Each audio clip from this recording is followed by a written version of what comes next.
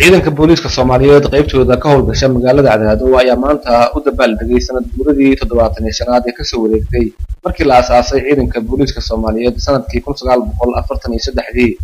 ciidanka ayaa gaadhis iyo dowladda ku sameeyay xero ay ciidanka booliisku ku leeyihiin magaalada Cadaado.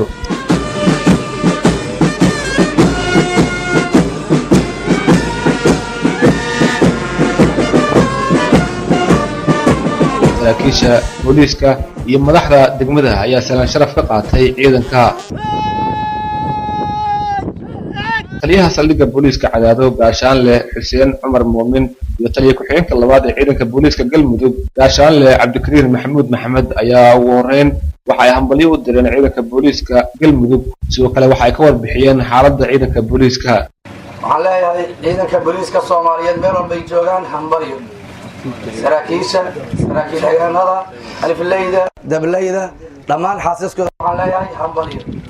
waxaan leeyahay ciidanka booliiska Soomaaliyeed ee maanta jooga meeshaan waxaan idin saaran waajib weyn.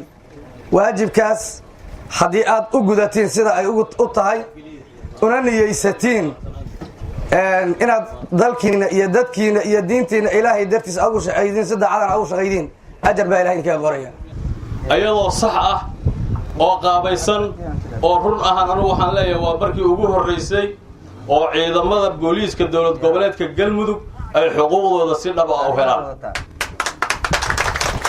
gudoomiyaha degmada Cadaado Cabdiraxmaan Cabdullaahi Tootoole ayaa ciidanka booliiska Galmudug hambalyo u diray isagoo kula dardaarmay inay waajibaadkooda shaqo gutaan.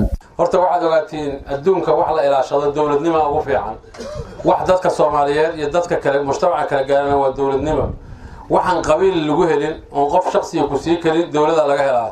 waxa la rabaa marka inaad mar kasta ogaatiin in dawladnimadu ay tahay aasaaska dadka nolosha ummadda meel aan dawladi ka jirin oo nidaam ka jirin oo kala dambeyn ka jirin waxna lagama helo lagama shaqeeyo waxna lagama qaban karo. marka waxa la idin rabaa inaad laabtiin shaqadii aad deegaanka ka hayseen shaqadii aad qaban jirteen shaqadii ummadda aad u hayseen inaad laabtiin. Cabdi Xasan Awowe warbaahinta qaranka Soomaaliyeed Cadaado.